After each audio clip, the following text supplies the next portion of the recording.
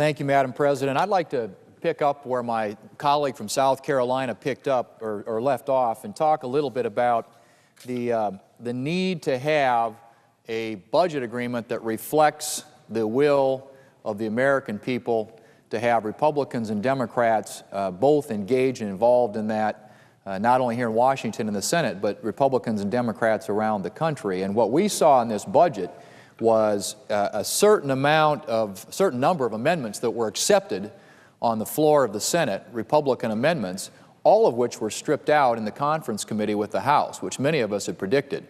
But there were lots of good amendments that addressed key core issues. We had amendments that addressed the issue of climate change, which the door is left open to in this budget. We had amendments that addressed issues like the deduction for charitable giving, which was an amendment that I had offered on the Senate floor, was adopted by a vote of 94-3 that was struck out in the conference. We had amendments that were offered that were designed to protect those with incomes less than $250,000 a year from having tax increases in the budget. That was an Ensign amendment. That was stripped out. So any Republican input or involvement in this budget process really was nullified by the work of the conference committee, the Republicans, or I should say the Democrats who led the conference between the House and the Senate. And so we're left with a budget that's been sanitized of any of those protections against higher costs for energy, against higher taxes, and a whole range of other things, protection against the deduction that's available to people, the tax benefits available to people for charitable giving, that being stripped away and used to pay for other things. The budget essentially now is a Democrat budget.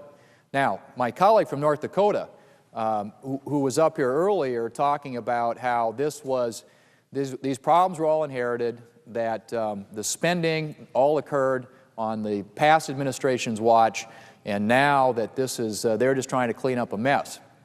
I have to point out, I think, to my colleagues in the Senate and to the American people that there are certain givens that I think we all would subscribe to, one being the fact that we did have a $5.8 trillion debt at the end of the last administration, and many of us here have acknowledged that Republicans didn't do a good enough job when we were in charge here of keeping federal spending under control. But that doesn't negate the fact that in the next 5 years, that $5.8 trillion debt is going to double. And in 10 years, it's going to triple. And in fact, if you go back in the annals of American history, you go back starting at the time of the Revolutionary War through the presidency, the last presidency, President George Bush, from George Washington to George Bush, the accumulated debt over that entire time period will be equaled by the public debt that America will pile up in the next 5 years. And it will be tripled in the next 10 years. That's a staggering number. When you start looking at doubling of the public debt in 5-year time, tripling it in 10-year time, to where at the end of the 10 years you've got $17 trillion in debt, or 82% of our gross domestic product that's composed of publicly held debt. Madam President, we haven't seen that kind of a number since the end of World War II, since 1948. And I would dare say that, with all due respect to my colleague from North Dakota who made the point that these are all problems that were passed on by the previous administration, that it wasn't the Bush administration that put on the table and passed a $1 trillion stimulus bill, which and I think it's fair to ask the question, this $1 trillion in stimulus spending, is it going to be carried on and extended and considered part of the baseline so that it will create obligations and liabilities for our government in the future? And we talked about $1 trillion on the floor of the Senate. That actually, according to the CBO, when asked the question, if the spending in this bill is extended and not terminated, how much would it cost? And the answer was $3 trillion, with interest over $3 trillion. That's not a Bush administration policy, nor is the fact that the omnibus appropriation bill that was passed earlier this year had an 8.3% increase in spending in it, which was more than double the rate of inflation in this country. Nor does this more recently passed budget is the Bush administration responsible for that. This is the budget that was put forward by the new administration that was passed here in the Senate, United States Senate, without a Republican vote, went to conference where any amendments that were adopted on the floor of the Senate that had been offered by Republicans were subsequently stripped out.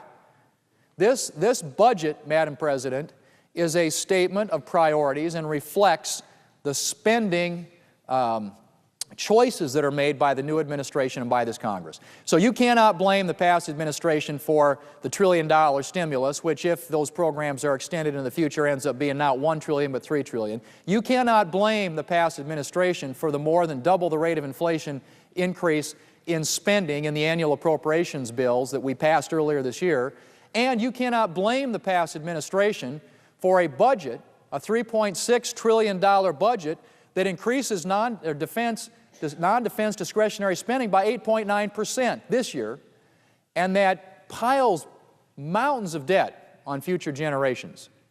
If you look at the deficits in this, and this just is the 5-year, which we're limited to here. I used earlier some 10-year numbers, but the 5-year numbers on the deficits that we're going to accumulate, 2009, the current fiscal year, almost 1.7 trillion, 2010, 1.2 trillion, 2013, 916 billion. Incidentally, this year, 2009, as a percentage of GDP, that deficit is 12%.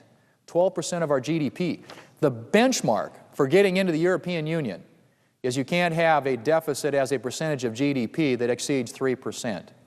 Now, some of our European brother, I assume, with a bad economy are in excess of that right now, too. But the point is, we're going to have a 12% debt deficit to GDP ratio, which is 4 times the benchmark for entering the European Union.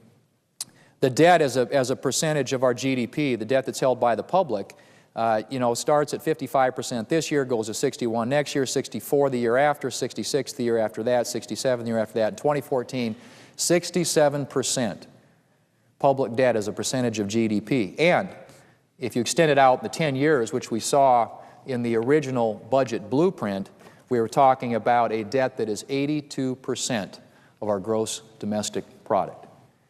Those are not something that the past administration, Madam President, is responsible for. These are decisions that have been made by the President administration and this Congress when it comes to spending the American taxpayers' dollars.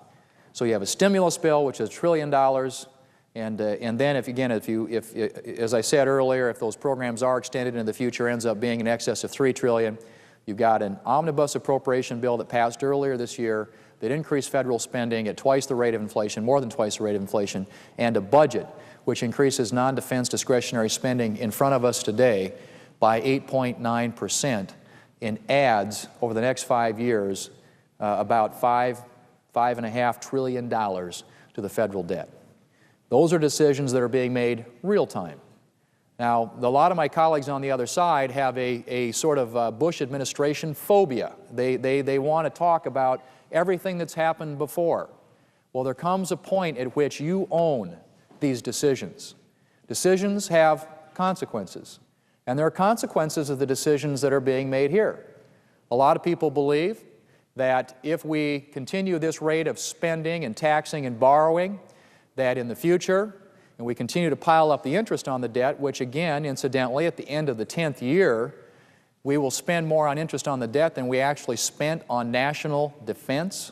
About $4 trillion over the course of the next 10 years in interest on the debt, or $52,000 for every household in America. That's just the interest, Madam President, on the debt. A lot of people think that that level of borrowing is going to lead inevitably to higher inflation down the road, and therefore higher interest rates and all kinds of other bad economic outcomes that will put in peril this nation's economy and make it more difficult for us to recover.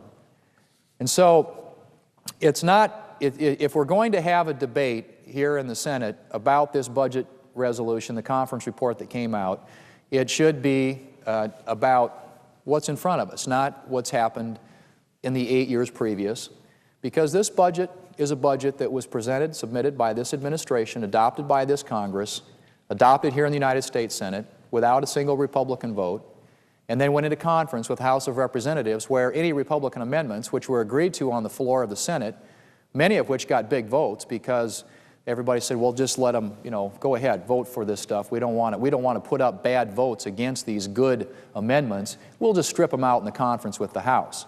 So those amendments, all of them were stripped out. So we have now in front of us a budget that includes or makes possible the prospect of a climate change or carbon tax proposal being done through reconciliation.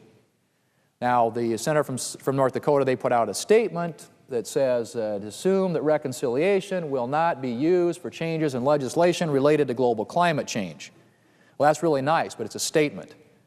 The amendment that was offered by the senator from Nebraska, Senator Johans, that was adopted here in the United States Senate, which got 67 votes, was binding, which basically said that reconciliation would not be used for climate change legislation.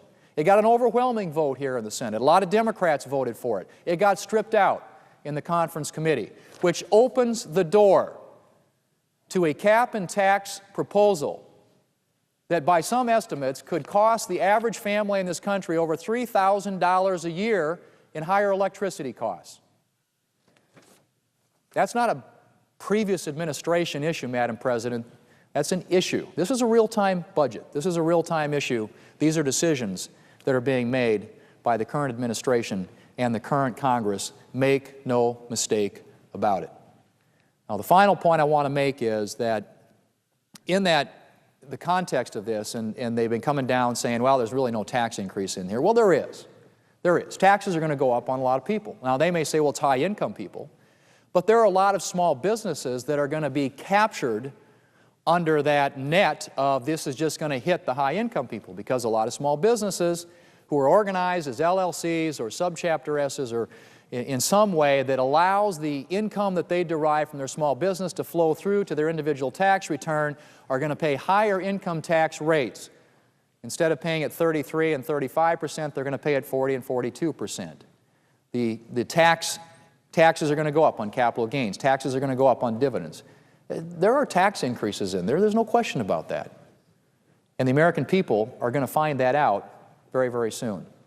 And the other thing that did not happen in this budget, in this whole sort of pursuit of new government spending, and there's a reconciliation instruction in here for health care reform, which could be very costly to the economy and which there's no way of paying for in the budget.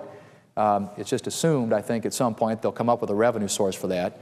But you've got a health care reconciliation instruction, a climate tax reconciliation instruction, all of which could cost the economy enormous amounts of money. And yet, nothing was done in the budget to deal with the fundamental issue that is driving these deficits and this debt for years and years into the future.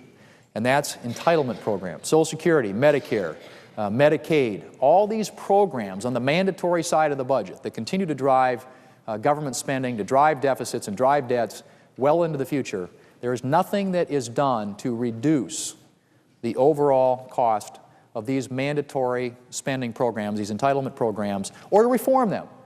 Now, the President has said, we need to reform these, we need to look at all these entitlement programs. Well, this budget does nothing of the sort. All it does is increase spending, increase taxes, and add mountains and mountains and mountains to the public debt. A debt, Madam President, that we hand off to future generations. And so I hope that my colleagues will reject and vote down this conference report. It would have been better. It would have been a much improved product had some of the amendments that my colleagues on the Republican side had adopted when it was debated here in the Senate been retained in the conference committee, but they weren't. They were struck out. All of them struck out, many of which passed by large margins. As I said, I had a couple of amendments that passed on the floor, one with 89 votes, another one with 94 votes. You would think when the Senate makes that kind of a statement in support of a particular amendment or policy, you might want to think about retaining that in the conference. Those were struck. The amendment by my colleague from Nebraska, Senator Johans, which got 67 votes here in the Senate, which directed the conferees not to use reconciliation for climate change legislation, was struck from the conference report. That is unfortunate. This could have been a better budget. It wouldn't have been a good budget because it still spends too much, taxes too much, and borrows too much. But it certainly would have been improved had some of those amendments been retained. So, Madam President, I urge my colleagues to vote against this, and I hope that we will, now that this budget is going to pass here and we start doing appropriation bills, that this Congress will get serious about controlling federal spending, about doing the serious work that's necessary to get our fiscal house in order. We cannot afford to continue to pass on these mountains and mountains of debt to future generations. It is not fair to them, it is not fair to the American taxpayer, and it's high time that we started focusing on this issue and did something about it. Madam President, I yield the floor.